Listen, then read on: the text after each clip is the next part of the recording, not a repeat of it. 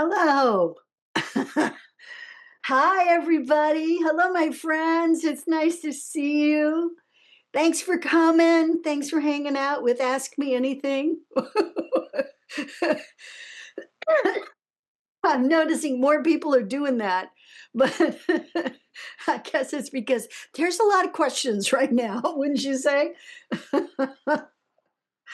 All right. Well, I'm really excited to get going, and we've already had a number of questions submitted. Thank you, Mark. Thank you, Riza. got your emails already lined up, and Cheryl is gonna feed me questions, so we can get started with all that. And it's so good to see you guys. Hi, Ellen Ruth. I guess I always think of you as Ruth. But it's great to know your first name is Ellen. Nice. And good to see you, Christine. I like your drums. Drum. I love it. Nazi, hi, honey. Hello there, Marie. How are you? You're sitting in front of something beautiful. Wow, lovely painting. Hi, Barbara. Barbara BBK and Barbara Short. Both my Barbaras are here. Well, there's another Barbara too, Barbara Must. And hi, Lori. How are you? Ghislaine, it's nice to meet you. Hello.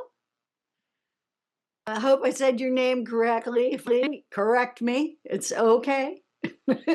Ridza, hi. Good to see you. Thanks for coming. We'll all be in Canada soon. We're getting the caravan ready to come up. You're all welcome. Oh, thank you. It's good to know. It's good to know. And Diane and Kirsten and Kat, hello. And then we have some folks with iPads and things, so it's good to see you all. And let's get started with those questions. Bah! Here we go. Thank you, Desda. Yeah, this is a very foundational question from Ridza. If the core you've spoken of as the father of the structure and the channel as the mother, what does that really mean? Well, it doesn't really mean anything. I mean, basically, it just gives us something to relate to because the core is not masculine and the channel is not feminine. It's a little bit wider definition of compatible energies. So I would say that the core is more solar, evocative, expressing, and the channel is more nurturing or supportive, and in at the same time doing incredibly important stuff. Both of them do really important things for the evolution of the structure. Basically, we use terms like masculine and feminine in healing work because we're trying to relate to the experience of what it means to be human, which is at this time I'm in a female body, and at this time you're in a male body, and so I'm trying to relate to the cosmic and the unseen and the unknowable from a perspective of feminine or masculine. But in truth, it's like angels don't have a sexual identity either. So neither does the divine. So when we say the great goddess or the divine feminine, what we're really doing is we're elevating to a divine status that which, sort of a biological imperative. And it's, I mean, I think that's perfectly okay if you want to do that. It's fine with me. I'm not going to have a cow. I think that's fine. But for me, I don't really think in terms of masculine and feminine. I try very hard to give people a place in the structure where they can understand that if they were to put a name like that on this particular frequency, it would be landing in this place in the structure. Like the acceptance strata of the mental layer is the seat of the divine feminine. Okay, I've said that over and over again. But what that means is that it's the seat of acceptance, which is the penultimate feminine frequency. If you take the idea of woman or girl out of it, and you simply look at that frequency, it's about arms wide open, accepting and allowing. And that really is what the channel does for the structure. So let's look at a picture of core and channel, Cheryl. And then the masculinization of the core is simply, let's give it a balance. Let's call one female, let's call one male. But it's really inaccurate to do, because the structure doesn't actually have that kind of identity. If the divine masculine has a location, it's at the edge of the structure. It's actually outside of the structure. And that's that ultimate expression, which is to connect with all creation. So is that a masculine thing? Maybe, but I would say it's gender neutral. I don't really have um, I don't really have that need to gendify the structure. But it is a question that comes up for people, and it is something that people over and over and over again ask about. Now, we have had, through historical awareness, we've had a period of the matriarchy and a period of the patriarchy. And I think it's about time we simply have a time for humanity and stop with the patriarchy and the matriarchy. I think we need to get over ourselves a little bit. And that's more along my thinking. So, you know, I try really hard not to put out there anything that's going to put a wedge between us, you know, because I think the whole value of analyzing and understanding and working with the sacred anatomy is to realize that we humans are more than we thought we were, that we're bigger, that we're more profound, that we have a bigger impact, and that impact is rippling out all the time, every single time we have any interaction with anyone or anything. We are being felt by the whole species. We are somewhat like aspen trees or mushrooms, we're connected. We're all connected. And so if we can approach life from that point of view, that we're connected and that masculine and feminine are not really the determinant factor for spirituality, awareness, consciousness, it's time for that to happen in our species. I remember when I first started to study Tibetan Buddhism, which was now about 50 years ago, I was exposed to the idea that women were unable to attain enlightenment. And that was an early sort of Tibetan Buddhist philosophical belief. That has gone by the way, thank goodness, as we've seen lovely enlightened women manifest on the planet, but that belief system was a limiting belief. And I think that anything that limits us in our human expression has to be questioned. I mean, we really need to live in the question of that. So, Ritza, a long way around, but I think I got to it. I think I answered your question. Cheryl, Mark is here. Is there a question he submitted? Yes, Mark wanted to know what the human electromagnetic field did when we die. Oh, what does it do when we die? Mhm. Okay, let's see a picture of the HEMF. So the human electromagnetic field is what is commonly thought of as the aura, okay? And the electromagnetic field is, or electromagnetic energy, is one of the two energies that the human structure has in its in it.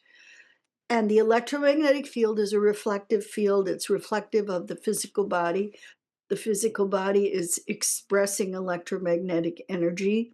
because we have electrical firings in the brain and the heart and in every cell rather. So our firing creates this electromagnetic field, and the field extends out around us from um, a few feet to out to 6 feet or so. So the sacred anatomy, which is outside of the electromagnetic field and underneath the electromagnetic field, and in also inside of the physical body, that energy is called subtle energy. And I suggest it is a fifth quantum energy, and that it is, in fact, the energy of consciousness. And so we are surrounded by essentially a cosmic consciousness that encapsulates within it an electromagnetic presentation that looks like a physical body and looks like an electromagnetic field. So when we die, the electromagnetic field separates from the sacred anatomy and lifts up and out of the structure as it begins to dissipate. So it starts to dissipate as soon as the brain and the heart stop firing. The electromagnetic field lifts up. One of the saddest things I've ever experienced was a family who believed that as long as the heart was beating, that the person was alive, even if the brain was completely dead. And this guy was being kept alive on, breathing support because his heart was still beating. And they kept him like that for months and months and months and months and months. And what was so sad was that it kept the electromagnetic field going, but only partially, because the brain emits a lot of electrical impulses. And when those impulses had virtually stopped, it was only the heart field that was radiating out. And it was this weak little electromagnetic field that was just kind of floating uh, over his sacred anatomy. And he was waiting to be released. So, what happens when we die is the electromagnetic field has 4 layers, and it overlays 4 systems. Um, so, we have the bio layer, we have the emotional layer, we have the primal layer, and the mental layer. Can you show us a picture of the layers, Cheryl? And then the same exists in the electromagnetic field. So those layers kind of they interlace like this. So those are the layers of the one body. And the electromagnetic field overlays the bio, which is the physical body, the emotional, which is the pink one, the primal, which is green, and the yellow, which is mental. So it overlays those 4. And when somebody begins to die, when their body starts to shut down, the electromagnetic field pulls away like this. And it pulls away and it begins to lift up. And if you've been with somebody who's died, you may have even seen a kind of lavender or light green, sometimes it's blue or gray energy lift up and kind of float above the physical body. And it sort of stays floating there for a while. Um, in a lot of cultures, they say, cover the mirrors, you don't want to scare the person who's died because they realize they're dead by looking in a mirror. I'm not a big, proponent of that, but, if that's your culture, great. And the other thing people say is don't cremate a body or bury a body for 3 days. Give it time to release. And I tend to think that's a pretty good idea, because you want to give the electromagnetic field time to lift up. Hey, Rita. Hi, Rita. Hi, Linda. I love it when you guys come. All right, so lifting up, up, up, up, and the sacred anatomy starts to pull back. pull away. And there's this kind of distancing that occurs. So that's what happens to it when we die. And the only reason I know this is because I've been with people when they've died. I've watched this happen. Most recently last year, I was with a good friend when she died, and I watched her electromagnetic field just detach. And as she died, she had a very peaceful death. It was very beautiful, and she just very gracefully left her body. It was just in many ways kind of an ideal death, and I wish that for everyone. Okay, have we got another question? Mark's got Uh, his hand up again. Let's take a question from somebody else, though. or just 1 second. This wasn't my question. My question was completely different. So I'm not sure why she called it my question. It's not my question. Well, it was what she was reading from Yeah, the but this has email, nothing to do with apparently. my question. Well, This we'll get to other questions. this We're is trying just to your make sure we get. interpretation, not mine. Well, thank you for Okay. clarifying that, No, Mark. thank you. So now Okay. I'd like to answer. Here's Kirsten's question. She says, "Thank you for entertaining all of our curious questions. Can you talk more about the alpha, beta, and gamma substructure geometries? Have you noticed any importance to the symmetry of the beta and the gamma geometries? For example, if the left disk is vertical versus horizontal, or if it is the left or right disk that is diagonally crossing?" I don't think in terms of left or right for either beta or gamma. Can we see a picture of the substructures so people know what we're talking about?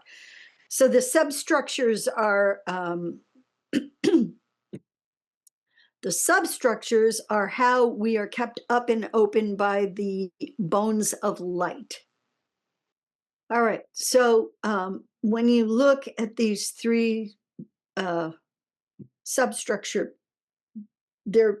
it's hard to understand from these pictures. But basically, these are huge disks that run the whole length of the structure and go forward and backward as well. So there's a great big disk that goes all around. And there's a alpha, beta, and gamma presentation. These are soul orientations. And the thing that's interesting about these soul orientations is that they're consistent from lifetime to lifetime. They don't change. When you form your structure, maybe 100,000 years ago or something, when your structure forms, your soul's purpose is what determines what your soul structure is. And as your soul structure is determined, you then move to fulfilling your soul's purpose. So the alpha, the beta, and the gamma have different orientations, different sort of focused contributions to make to the human species. The alpha is a visionary and tends to be a bit of a leader, but they do things like originate work, and they're kind of idealistic in that way. Betas are uh, very, very creative, and they're the artisans, the craftspeople, the creators of beauty, harmony, and balance. And then the gamma is pretty much focused on just bringing love and receiving love. They're very focused on being loved as well as giving love. So there's positives and negatives for all of them. Not one is better than the other. They're all important. We don't function without all three. The question she had was the geometry of it. I'm not a student of sacred geometry. I don't find it particularly enlivening for me, because I don't really see things as geometric patterns. I see things as fairly organic presentations. So I tend to sort of see the substructures like trees, you know, different species of trees, or like the way one branches one way or branches up or down or across. There isn't a left or right disc for either beta or gamma. They're just the discs. And there happens to be a left and a right for the alpha because the discs are not touching. So that's the only thing. Kirsten, I'm not sure what you mean by a geometric presentation. I would benefit from understanding a little more what it is you're talking about. So if you want to come online and tell us, that would be helpful. Otherwise, I'm just going to move on to another question.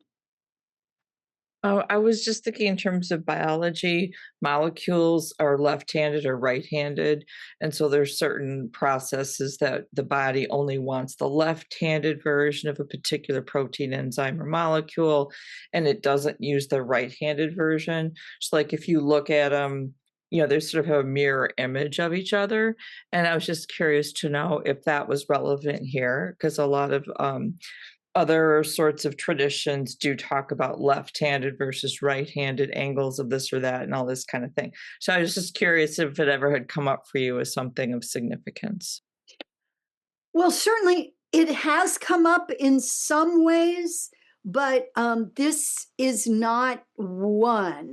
So I don't necessarily equate, we can't always equate physiological laws and rules and order to the sacred anatomy. It's kind of got its own extra physiology that is a little different. And yeah, so I think that's where I'm going to end the answer. Thanks for coming on and clarifying that. You always bring an interesting perspective. I love how you think. Now, Mark, you had your hand up at one point. So what is your question? He has put it in the chat. Well, it's okay. You can just say it. Yeah, so I can read it or whatever. So it has several parts because I want to understand the phenomena. So Okay.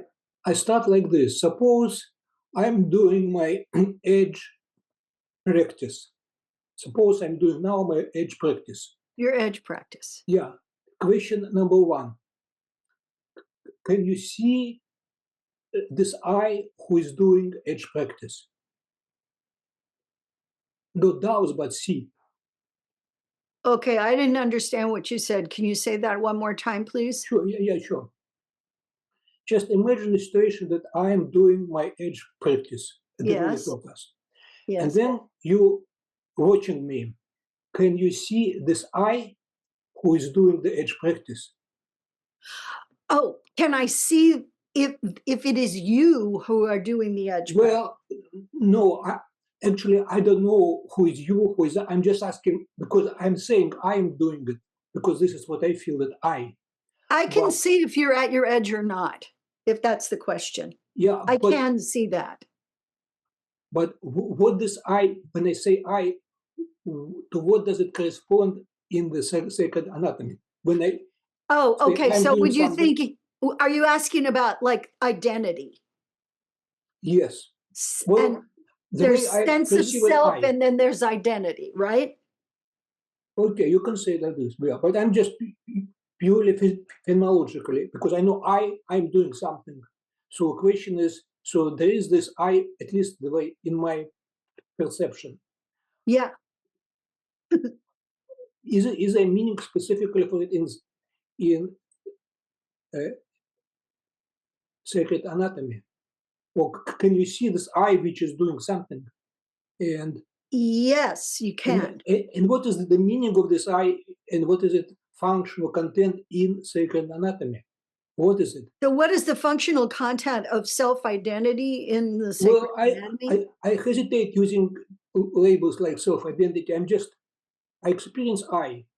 So whatever you want to call it, you Okay. decide. But I'm only talking about my experience. I experience I too. Okay.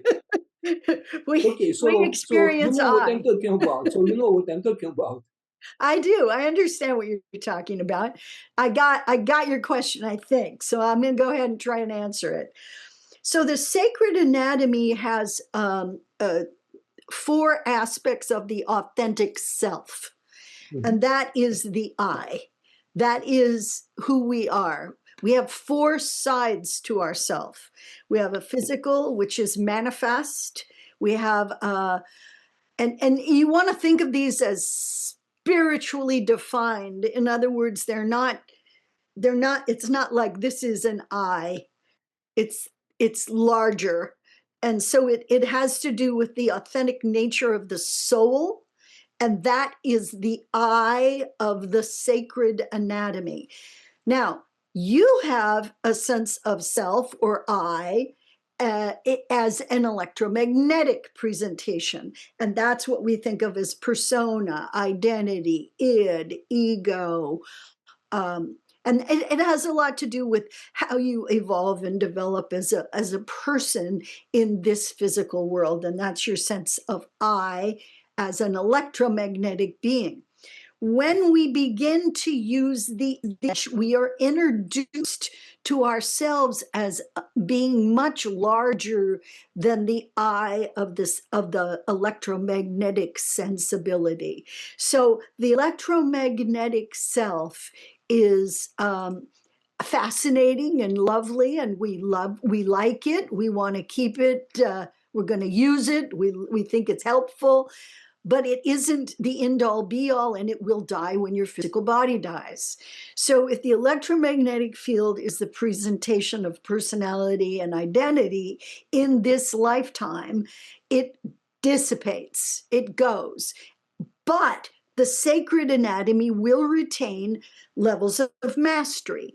So if in this lifetime you have somehow or another managed to master mathematics, that's going to stay in your sacred anatomy as a future use tool. And there's a way that we store they're called spheres of influence, and they're little like balls of information and knowledge. And people have their own.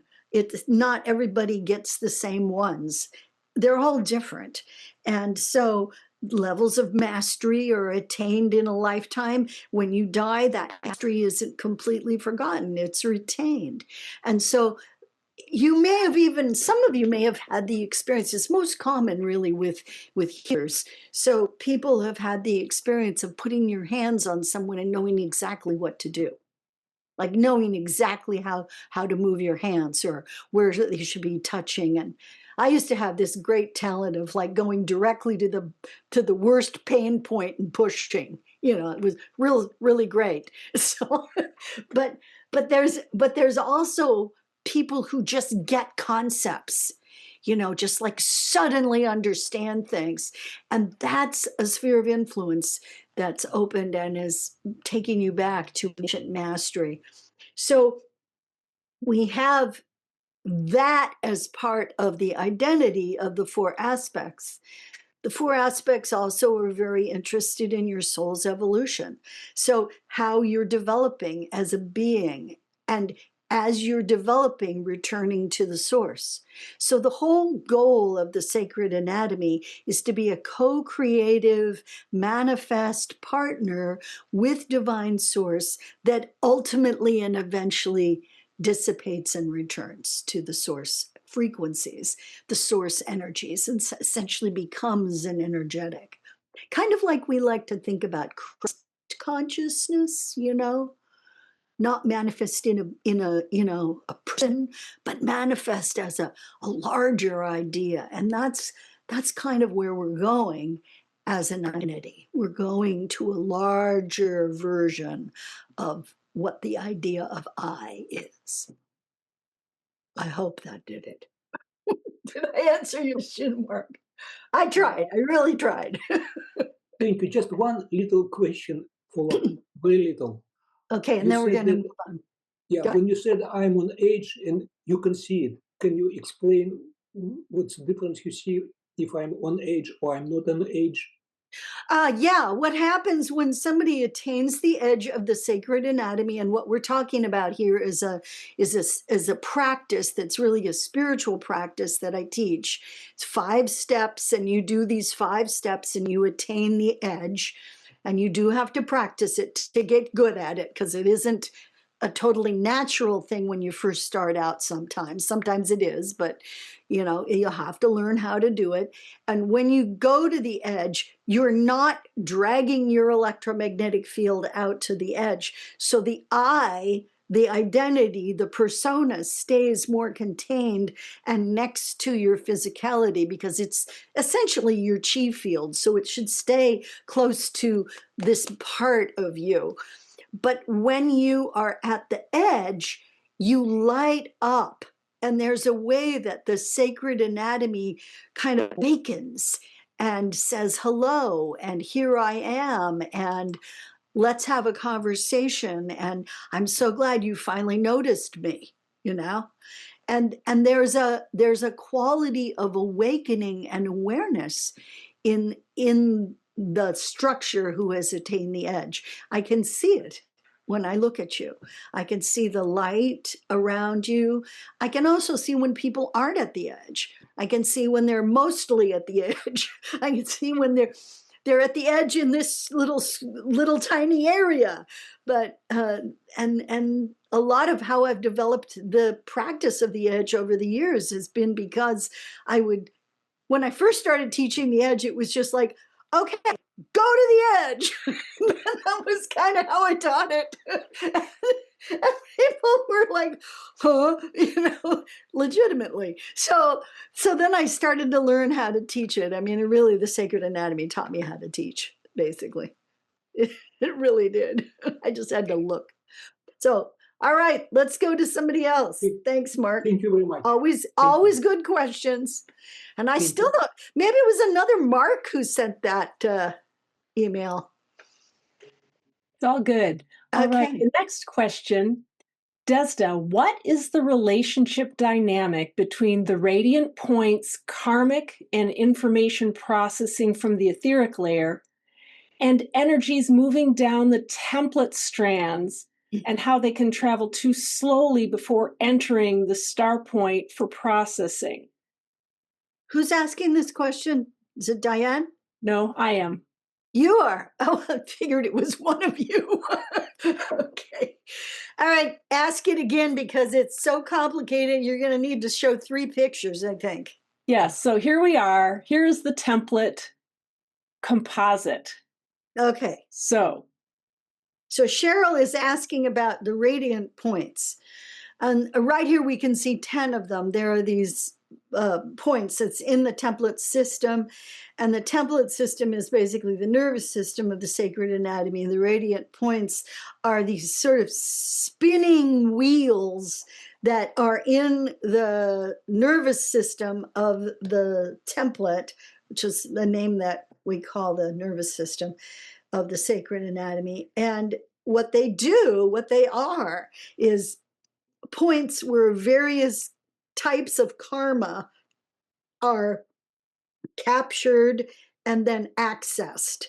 So when I teach in a fairly early class, actually in MedBag,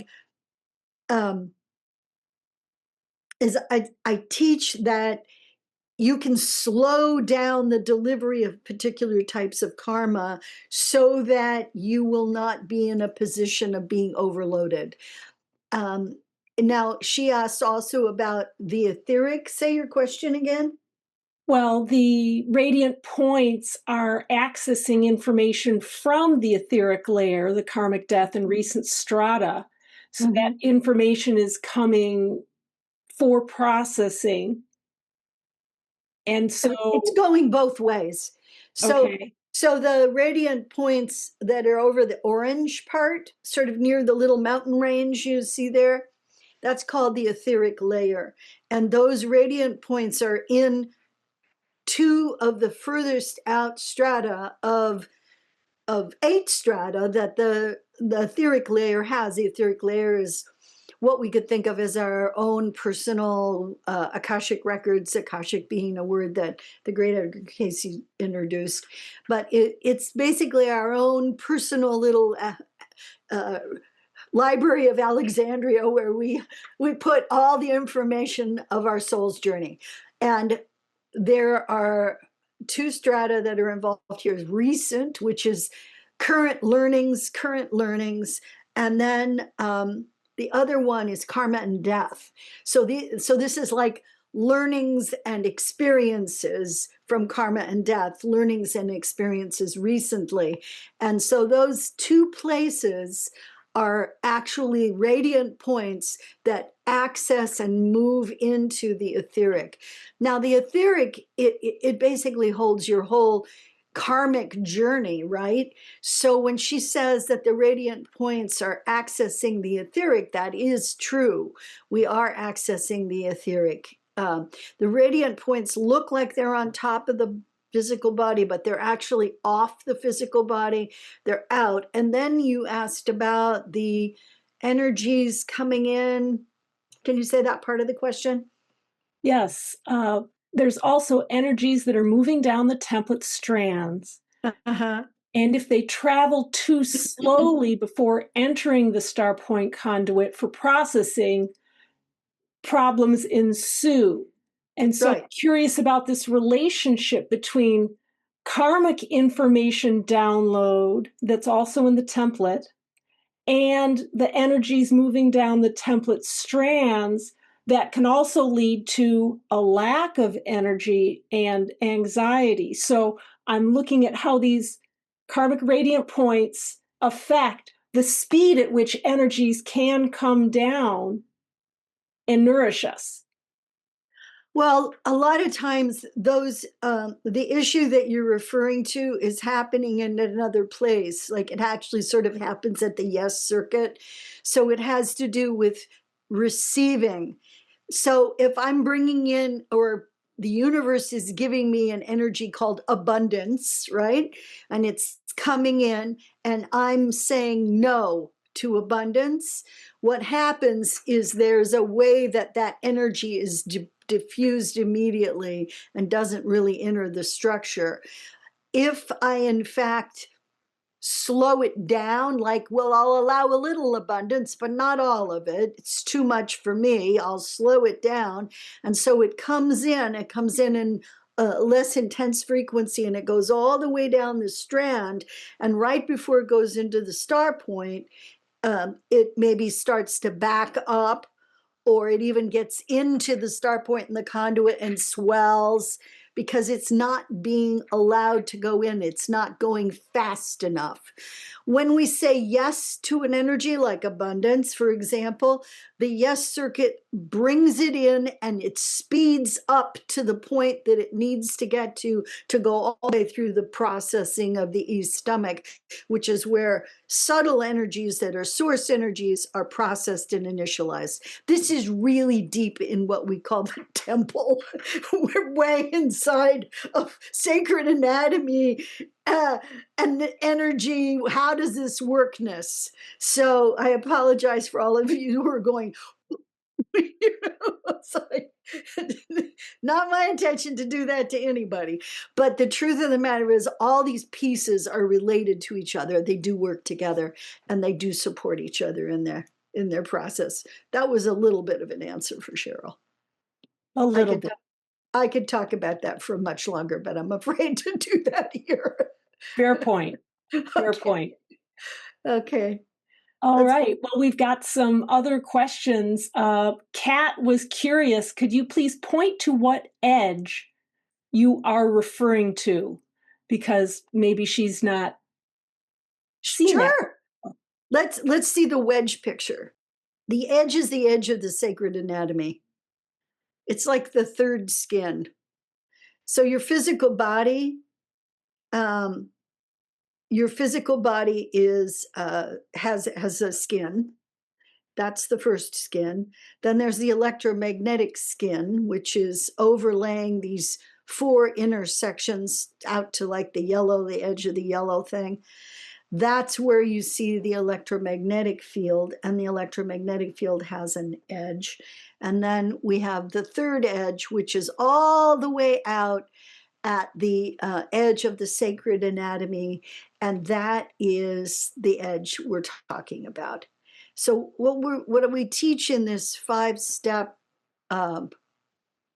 spiritual practice, it's really a metaphysical practice for functioning as a whole being. And the sacred anatomy is as much who you are as your electromagnetic field is, as your physical body is. So that's the edge we're talking about. Good question, Kat. You can find people teaching the Edge Express on my website. Cheryl has just taught a class, and Tasha Weber has a class coming up, and I'm sure by the end of the year there'll be a few more. So please take a moment to look and see the Edge practice. It's a really interesting spiritual practice. It's the ultimate in boundaries. It really helps you keep your boundary. It protects you as well as allows you to access all the wisdom of your sacred anatomy, that's another like really exciting part of the Edge practice. Okay, we got another question? Well, and we actually have 2 questions that are kind of related. Okay. Kat asks, the sacred anatomy retains mastery and memory, which yes, it does. And then BBK asks, and now for something completely different. Sometimes it is easier to deal with the present when we put it in context of the larger past. Do you have any knowledge to share about humans in Göbekli Tepe or other ancient sites from, say, 10,000 years ago? 14,000. There's the first piece of information. Okay. First of all, 14,000. Well, that is a really interesting question. I'm usually not asked to do psychic readings, ever by people. But I did do it professionally for 17 years, and I found in the course of doing Akashic readings for people, I learned a lot about ancient history because it was right there in like a video scrolling across my head. And I was able to see information about early civilizations. Göbekli Tepe is a religious site. Pretty sure it was a place where different practices were carried out. And it was a place where ancient and sort of the ancient people and more early civilizations came into contact. So it was a place where people who had civilizations before what's called it's the larger Dryas or the later anyway, was Younger right after. Dryas. What is it? The Younger Dryas? The Younger Dryas, thank you. I couldn't remember. The Younger Dryas, which is the time of the great melting of the ice from the great frozen period of our planet, and all this ice started to melt. And that's when we had a lot of flooding and a lot of things changed. And before that happened, there were more advanced civilizations on this planet. It was not uncommon, and it still isn't uncommon when I do etheric readings, go back 25,000 years with people, or 30,000, or even 50,000 years with people. I've even gone back as far as over 100,000 years with someone. So we have a much longer history, and some of these artifacts that they're finding now using all this cool science stuff, LIDAR, and looking at, like now they can map the cities of the Amazon, for example, and they've come to the conclusion that millions of people lived in the Amazon, that it wasn't just like a couple of tribes, hanging out, 50 people here and 50 people there. It was like millions, and there were big cities. So there were ancient civilizations on our planet that predate what we think of as history. And there were cataclysmic events that occurred. We were hit by meteors, and all the dinosaurs died. But we were hit by meteors again. And there is definitely geological evidence that a lot of this stuff happened. So rather than get into the, like that stuff, which can be very subjective, what I can say absolutely with no question is that our species has been functional and civilized a lot longer than we think, and that we've gone through multiple iterations of civilization, and we'll eventually figure all of that out. That'll all be found. Back in I think it was the 40s, Edgar Cayce predicted that in the late 60s that they would begin to discover the remains of Atlantis and that off the shores of Bimini. And sure enough, the Bimini Road was discovered in the late 60s. And many people who have studied what Atlantis might have been have suggested that this was somehow a connection to that more ancient culture. But we don't have enough scientific knowledge yet, and we have a whole science of archaeology, maybe other sciences as well, but especially archaeology, that thinks they have figured it out. And there are a lot of people who are coming up with new ideas that are not accepted and shunted aside. But that's true in all science. That's pretty true in all science. It's true. It's human nature to want to know it, and then we cling to what we know. So you have to watch that tendency, don't you? Yeah, I know I do. You have to watch I don't know it all. I'd like to think I do, but I don't know it all. Nobody does. Okay. So what else? Thank you, Desda. Nazi asks, now we're going to look at the mental layer. She says it contains thought, patterns, beliefs, memories that organize perception. When you mention in randomness, there is a choice. Does that mean that out of randomness, consciousness will select which possibility will turn into a usable thought, even when we change our minds?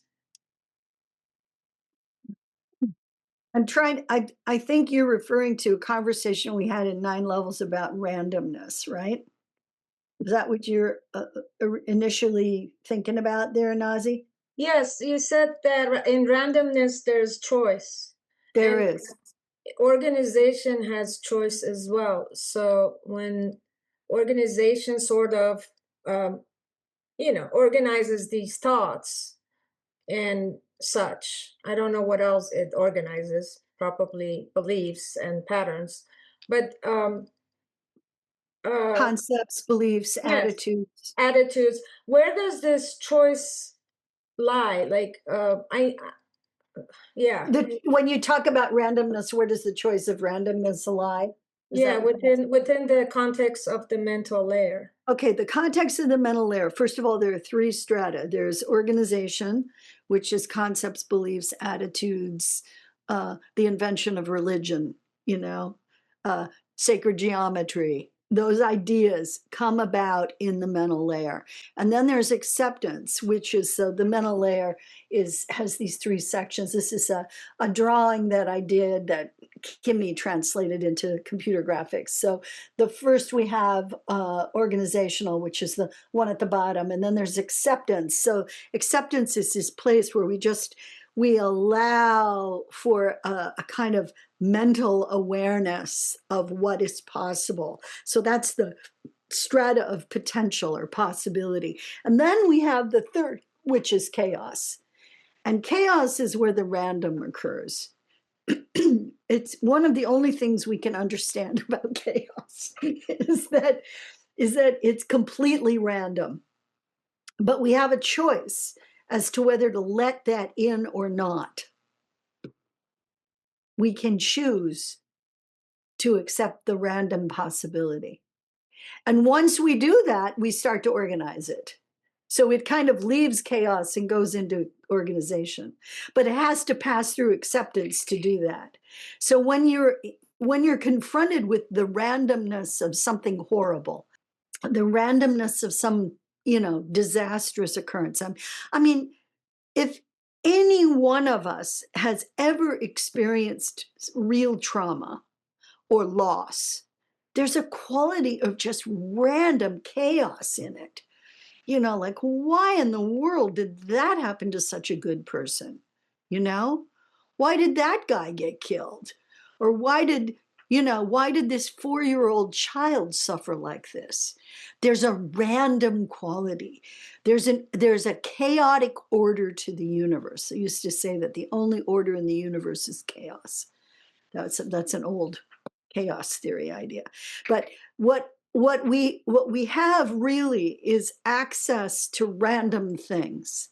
So random things happen. Yeah. A couple of winters ago, and a redwood tree. You know how big redwood trees are? They're a redwood tree. I mean, they're like, we're talking 100 feet, at least.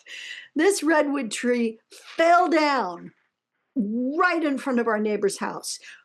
Boom. And it missed both of his cars by about an inch. They would have smashed 2 vehicles, and it missed them completely. It just fell like right there. And there was such a random, chaotic feeling when we walked over to look at this giant tree, all the way across the frontage of his property and the guy next door. And we went and we looked at it. The whole ground was like, in a kind of chaotic state.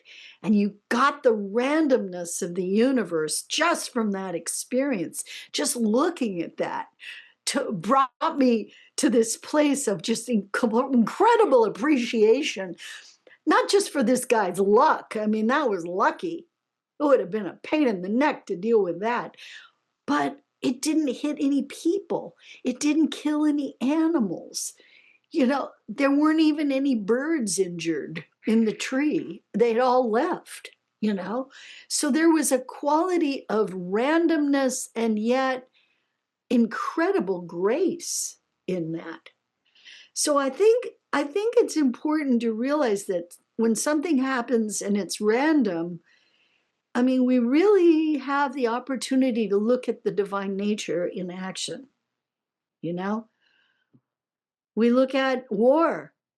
Why does this building blow up and this building not? We look at war, and so it's an opportunity not just to dwell in the horror, but to actually dwell in the amazement of why.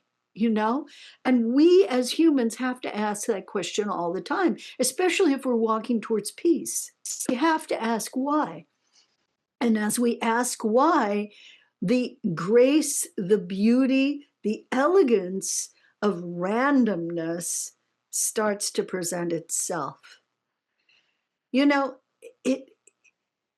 It helps if you move away from the idea that the divine source somehow or another is your best friend and has decided that it has your interests at heart.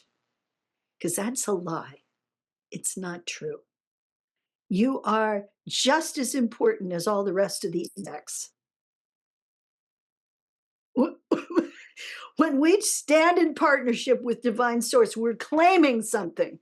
We're standing up and we're saying, I'm sticking my head above the tundra here, and I'm no longer crawling on my belly. I'm going to have an impact. I'm going to own my sacred anatomy. I'm going to have an impact, and I'm going to experience the randomness of life as one of the manifestations of divine harmony, beauty, and amazement. I'm looking at the attributes of God, essentially, from this perspective. But I can't do it. I can't do it unless I allow myself to step outside of fear. If we live in fear, we die in fear. So one wants to allow oneself to step outside, appreciate the randomness and the chaos, to see the workings of divine source. I did say the word God, but I'm, divine source, the creation, the unfolding, and watching it all happen. At any moment, we could be hit by an asteroid. At any moment, the sun could explode and we could be gone like that. But would we be gone? I don't think so. I think we would become part of the random chaos of the universe. And I don't think we get out of here that easy. It's like, even if the sun goes whammo, I don't think we're out of here that easy. All right, that was, I hope it was I ran at your question there, Nazi. Mark, you got your hand up again. I can't hear you until you come off mute. Yeah, it's a follow-up to what you just said. Okay, go for it. How can our eye, which is electromagnetic field, ask these questions which you were asking? It seems like sort of gap, very fundamental gap between. Is that gap you said? What I'm saying, there seems to be a fundamental gap between the nature of this eye, which is electromagnetic, and the questions you are raising, you're asking. So how can this eye, which is so limited, ask these questions? So something doesn't make. There's a sort of. Well, I didn't say that the electromagnetic identity was limited. It's human. It is about the possibility of what we are. And when we begin to be aware of the larger potential of what humans are capable of, the miracles we can perform, the ways that we can change things. In this case, we is still this electromagnetic field, electromagnetic entity. Well, we have electromagnetic presentations. Therefore, when I speak about we, I'm including the idea of the electromagnetic field and the electromagnetic physical manifest reality. But we also include what else? Everything else, your four aspects and your soul's manifest reality. Your soul's evolutionary development is what the substructure supports, what the entire sacred anatomy supports, what all of this supports. It's an incredible journey. And in some ways, people treat it like a race, like a race to the finish. It's an unfinishing race. It's never going to end. And the truth of the matter is that if we were to be exploded overnight, we would still be on that darn journey. So it's a matter of allowing yourself to step into this larger understanding of who and what you are. That's how we get there. And that's how I and we start to make a little more sense. Because ultimately, Mark, you are me and I am you. There is no difference between us. What we need to have differences because we need to call this Desda and we need to call that Mark, right? We need to name it because we're human and our brains are geared towards identifying and owning. But if you can name and claim your disturbance, your illness, your upset, your pain, if you can name and claim it and understand the emotions in it, you can also let it go. You can also release it. It also lets you move into a bigger version of who you are because you don't have to be stopped by that small identity. Thanks, Kat. You see what she said? It was a beautiful rant. Well, that's what I do.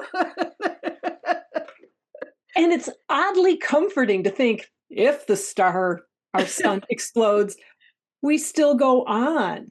Yeah. That to me is a deep, unexpected comfort. It is comforting. It is comforting. And we struggle so hard with this electromagnetic smallness of what we are. You know, we fight with it all the time. And it's this guy has to be on top of this guy, has to be on top of this guy, this guy wants to kill all these people. And it's insanity. That's chaos. That's the real chaos, you guys. Loving each other and looking at Mark and saying, I'm you, you're me, we're it, we're humanity. And if we're able to do that for just even 2 seconds a day, can you imagine the energetic opening that would be for humanity? It's a potential, right? Don't we want to live in that? So that's what I'm talking about randomness.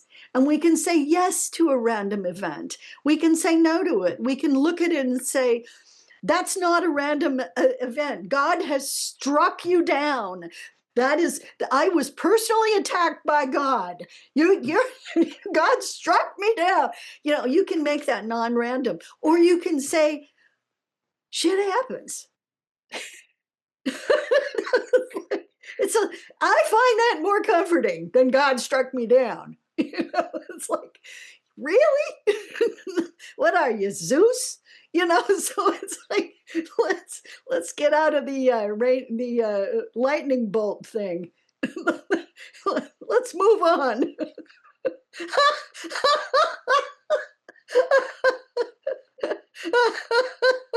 Oh God. Somebody was talking to me the other day about the deity strata in the spiritual air. And they were like, well, what does that mean? What is deity? Well, you've been alive for 100,000 years. You've worshipped like 50,000 different deities. They're all there hanging out, waiting for you to come back. And there's Zeus with his lightning bolt ready to strike you down. So it's like, it's all about belief and consciousness, frankly. And that's pretty random when you think about it. Like, where'd that thought come from? All right. Well, and understanding this greater perspective does let you in on the biggest cosmic joke of it all. You bet. And we can laugh or we can cry. We can laugh or we can cry. And luckily, the sacred anatomy gives us the perspective that we can laugh. We can laugh. That's really part of the deal. Whenever I've met an enlightened person, I have been lucky enough to meet a handful of enlightened beings on my journey through this world.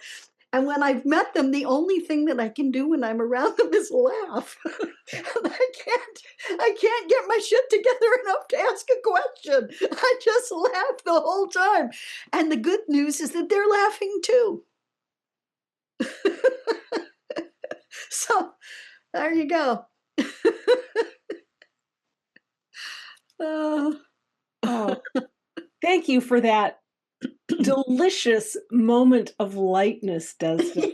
I appreciated that. Well, I'm looking for that, and I'm really feeling inspired this autumn to meditate on peace and to pray for peace, but not like location specific peace, but like peace for humanity.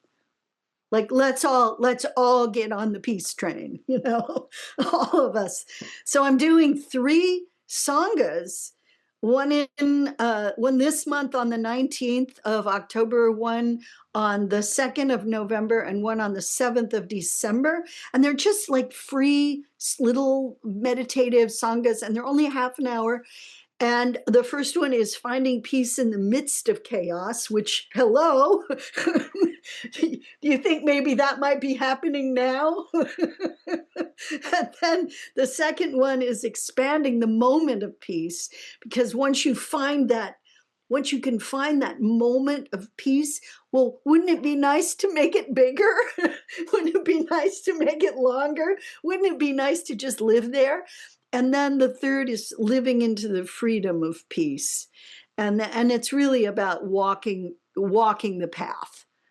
So I'm hoping we can all connect at those sanghas. They're all free. Come tell your friends. It's my little offering to the world. I'm hoping to make some kind of a dent in the chaotic manifestation that's happening now. I mean, have you noticed? Yes, that's why we're here. And I'm happy to say we do have more questions, Desda. Would you like to Good. hear Let's them? hear them. Yes. Well, Diane had some of her question has been answered about the edge practice. And she wants to know, when you attain the edge, what is that you, in terms of the sacred anatomy, that is at the edge? It's your consciousness. You could think of it as your meta consciousness, your overriding consciousness. When we think of the self, it's usually an electromagnetic self. You know, it's like, I like, really good European bread. That's the self here. But when I'm at the edge, I don't care about European bread at all. And when I'm at the edge, I'm in the seat of compassion, in the sacred anatomy. I'm in the place of the largest understanding of who and what I am. I am in the most enlightened, awakened place that is possible to attain in my sacred anatomy, the edge. So, Desda, when you say I am in my sacred anatomy, then how do you perceive that? Do you see that as source energy as it flows into the structure through the core and the channel? Do you see that as something larger than that contains that flow of source energy? Like, how do you see consciousness or super consciousness itself that's perceiving all of this phenomena in terms of the Individuation. sacred anatomy, or larger than that? It's the core individuation that gives me that Yes. sense of self. So as the core individuates, different strands split off, and that's when the great creative journey begins. And that's really what we are. We're in this creative manifest beauty. And as that's unfolding, we can watch the sunset or the sunrise and start to experience our own sunset and sunrise within our structure. We can begin to feel ourselves as the enormity of the planet, and then we can feel ourselves as the enormity of space in the solar system, and then we can step outside and we can begin to feel multiverses, and then beyond that. So that is your identity. Your identity starts to become a manifestation of your own individuated nature. So it's your splinter of a soul that, because at your core, you are the I am consciousness, which is the divine. I am. So it is self-awareness that begins the process of cosmic unfolding. And so therefore, when I become a structure that's going to eventually create this physical presentation, that structure is core and channel crossing, with the grand cross at the center being this amazing explosion of recognition and awareness. And when that happens, the individuation starts and the structure starts to very rapidly form after that. That is what I am. That is the I that's at the edge. Consciousness. Can I ask a follow-up question relating to chaos? Of course you can. Of course you can. My goodness. So I'm just kind of going with flow of consciousness here. So we have chaos in the mental as a strata in the mental layer, we have the randomness of the universe. So kind of what's coming to me is something that I've been working with for a long time, but I'm trying to refine this more as we anchor more and more into the I am and the purity and the force and the power of that. What I've been seeing is that we may, or this is a question, do you perceive that we then have more possibility of contributing to, I don't want to say beneficial outcomes, but let's say on planet Earth right now, where there is so much chaos going on, how I see it is the more we're anchored into I am and that force of originality, we have the potential to potentially shift that chaos into a higher level of beneficial order via our anchoring into that I am, and then the expression of that in a very skilled way. Yeah. And the skilled way means that you cannot have an agenda. Right, exactly. That was my other, to have no agenda at all, but Yeah. simply to anchor into that and Mm, ground that yes. and then express that. And that's skillful Yeah. action, is to not have an agenda, to not be attached to outcome or desire, and to simply be in the presence of the moment Right. of your beingness. And your beingness, in your beingness, you can focus on the small, the minutia of the wound you're carrying, or you can focus on a little bit larger electromagnetic presentation, or you can focus on the bigness of your structure, or you can focus on the divine at the core. You can do that. You have choice. You are an amazing being. Therefore, you can select what little piece of chaos you're going to extract and attempt to understand. That's what I did when I started working years ago. After I had this enlightenment experience, it was like, well, now what? It was kind of like, really?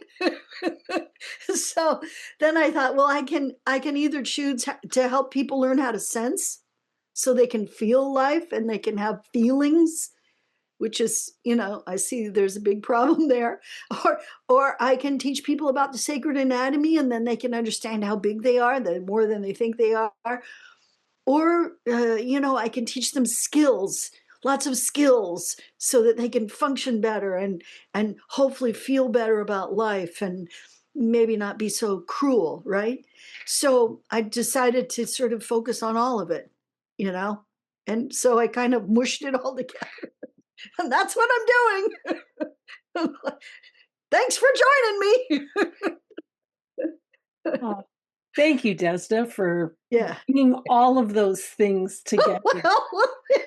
Well, so are you. I mean, that's the thing. It's not, when I say me or I, it's us. It's all of us. This work doesn't exist without you.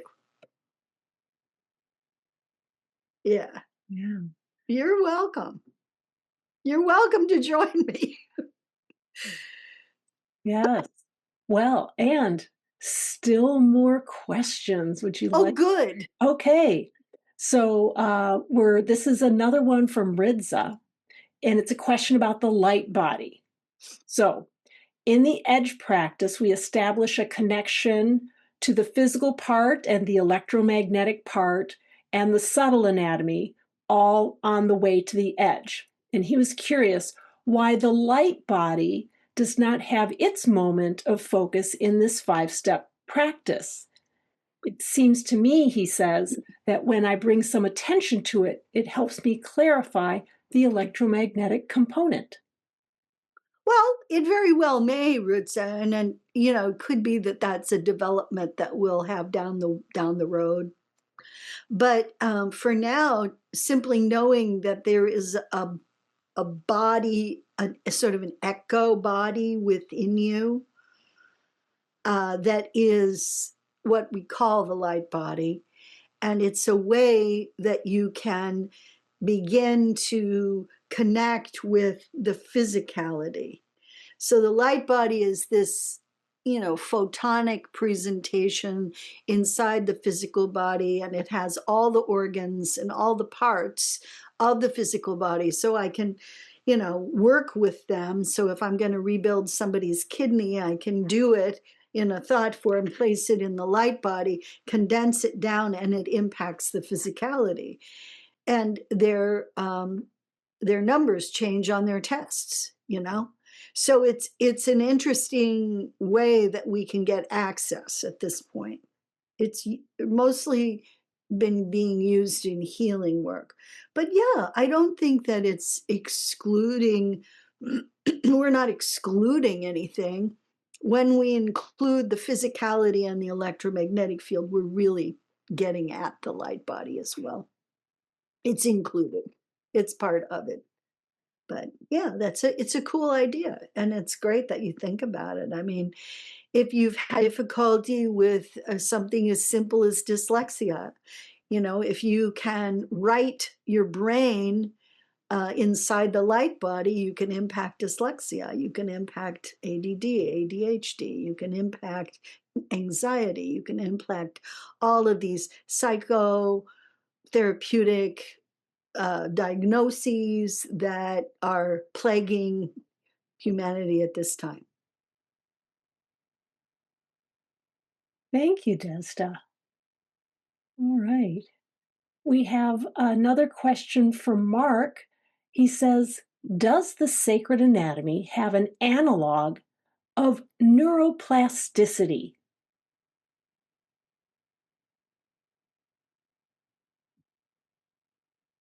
Yeah.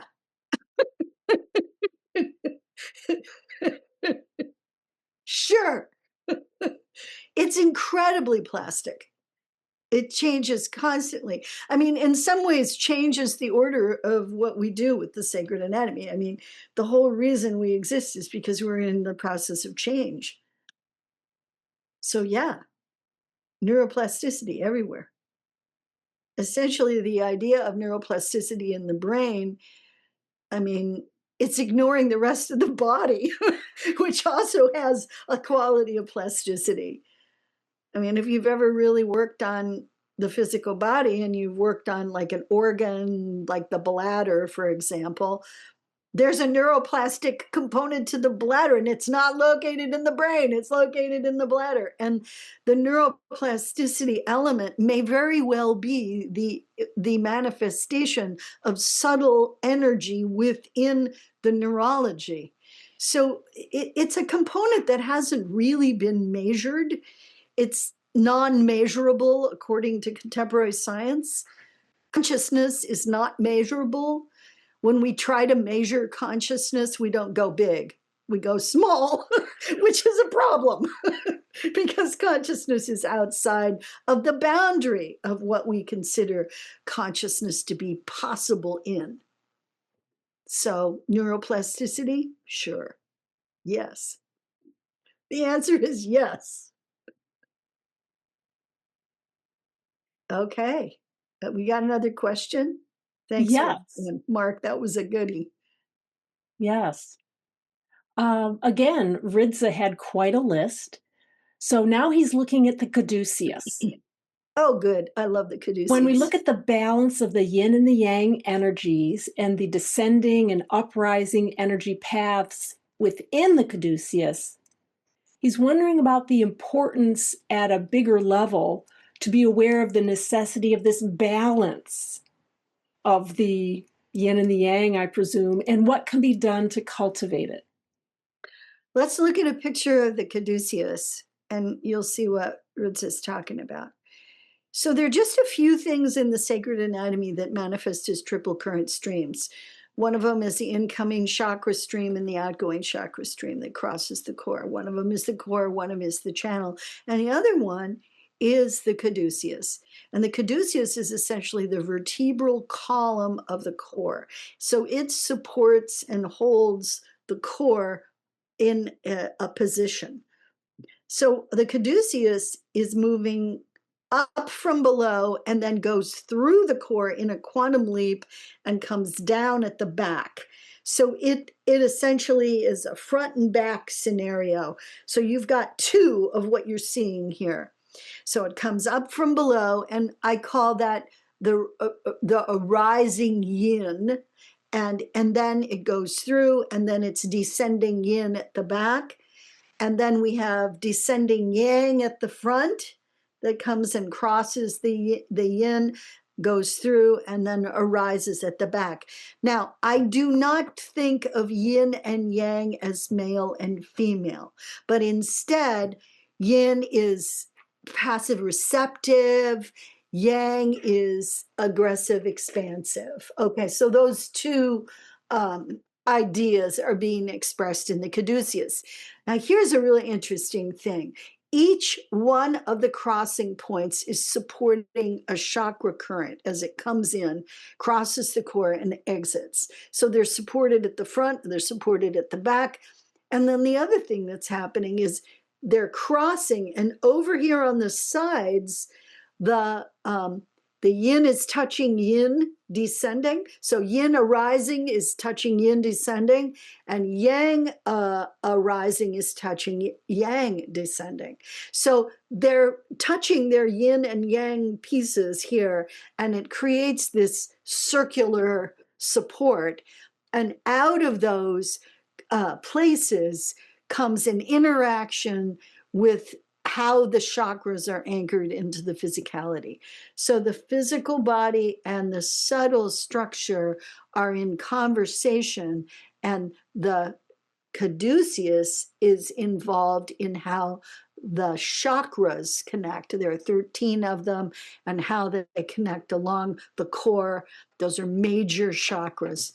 Now, interestingly enough, we also have an understanding of these two currents as being pretty much sealed currents. So they're not like, you can't like open them up and put stuff in or take stuff out. So you can bring an energy to them, but they choose whether or not they receive it. So they're pretty conscious.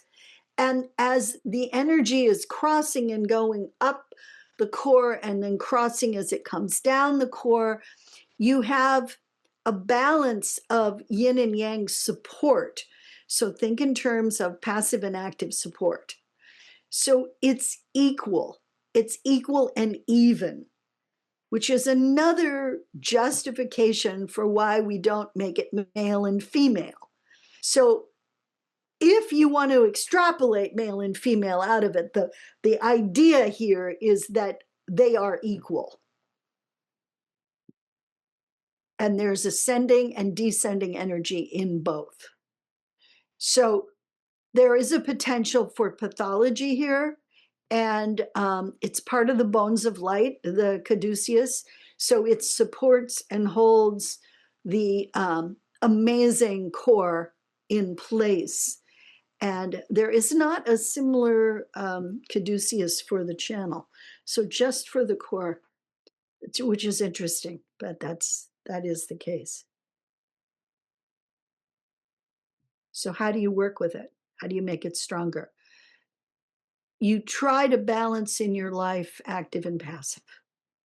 You try to realize that listening is as important as talking. You try to realize that doing something creative is as important as sitting in the audience, you know? Being the entertainer is as important as being the receiver of the entertainment. So all of these things are true. And you ask any great entertainer, somebody like Taylor Swift, she will tell you that without the audience, I'm nothing, you know?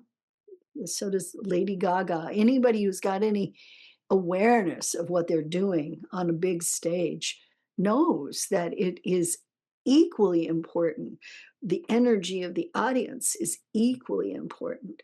So when I say that this work wouldn't be here without you, that's true.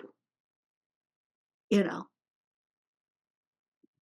it's just true. So how do you balance those two things? There's energies that you can use, but most important really is to realize Look, analyze your life and look at the places where you're overextended.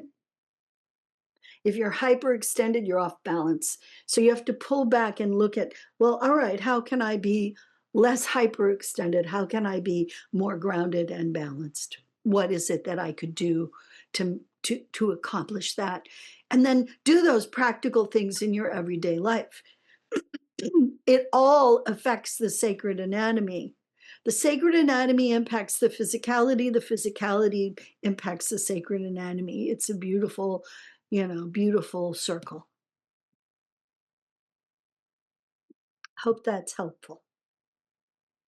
Okay. Yes. And I think we have time for this one last question, if I might, Desda. Okay. Again, Ridza has had some very powerful insights, and here's another question from him. When working the edge practice, when we anchor the tail into the chi pool, what type of energy do we actually anchor?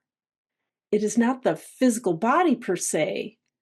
I doubt it would be from the electromagnetic field. So, what part of the anatomy do we actually extend? When we anchor the tail into the chi pool and then extend those 6 layers into a rope and then anchor around the core sheath and anchor at the bottom, we are using the energy of focused intention and conscious awakened awareness to interact with the universal so that we establish ourselves as a force in creation. That's what the tail exercise is about at a much more sophisticated level. Bottom line, when I teach it, it's like, let's get grounded. Everybody knows I need to be more grounded because I'm a flibberty gibbet. So I need to be more grounded. But in point of fact, that's what we're doing. We're stepping into a relationship and rapport with all creation by saying, I claim this my space. I claim this as me. And when we do that in the very, very beginning classes, there's an incredible shift that happens for people. There's a kind of openness and awareness that starts to move within the context of our own consciousness. We start being able to sense ourselves in space and time. So space and time, which are just concepts, right? They're just space and time are concepts. And people say, oh, no, space is a force. Well, not really. It's just a concept. All of it is conceptual. And so when we anchor ourselves in space and time, and then we take up space, we take up time, we start to be a force to be recognized and witnessed and reckoned with, we began to live into our legacy, live into our inheritance, live into what we really are here to do, live into, as we talked about at the very beginning, our soul's orientation, our reason for being, a raison d'être. Why are we coming in the door at all? What's that about? Why are we here? So that's what the anchoring is about, right?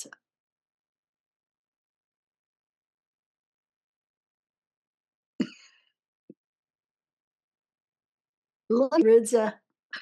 I really do. Okay. Thank you, Well, Ridza. those are the questions we have received so far today, Desda. Well, those are good ones. What a good class, everybody, or whatever this was. It was a good thing. What happened? A good gathering of brains and hearts and spirits. Thank you for being here. And you know what I want to share is the next time we're gathering, the next time we're getting together is in November, right, Cheryl? Yeah, November 14th. Yeah, and then we're gonna skip December because I just want to hang out with my grandson, and then we're gonna come back in January So January 16th, we're gonna be back, and I'm gonna keep going through. Do you think I should keep going, you guys? You think I should? Yeah. Do you like it? All right, I'll keep going. And I'm gonna do the sanghas all the way through too. I'm gonna try to do sanghas in the new year as well, and hopefully very very soon in the next couple of weeks we're going to present the yeah, there we go, finding peace in the midst of chaos. Woo. Can we do it? Tune in and find out. Tune in and find out. Yeah, for sure. Do we have any more slides? Okay, good. So what did I want to say? I wanted to say thank you. Thank you each for coming. And I hope to see you again. This is always fun. And I miss you when I don't see you. I truly do. Thank you, Ghislaine. It's really, really lovely to see you. Thank you for being here. Ritza, say hi to Toronto. Barbara, I hope you're healing well. I hope that ankle's healing up. Good. Leslie, you too. Heal and be well. Mark, stay beautiful. You're a character. I love it. Christine, keep smiling. That smile means everything. And Marie, it's wonderful to see you in your creative environment there. I love it. I love it, love it. Barbara, are you growing tomatoes still? I hope so, because they were like the best I've ever had. So good. And for those who don't know Diane, she's always a bright light. It's wonderful to have you here, dear. See you soon. See you all soon. Take care. Thank you, Cheryl, for your help. Thanks to Christina, Lori, and Kat for coming on. I hope to see more of you next time. And thanks to Cheryl and to Bobby Z for helping to make this world happen here in the world of sacred anatomy. Woo! All right. Take care, everybody.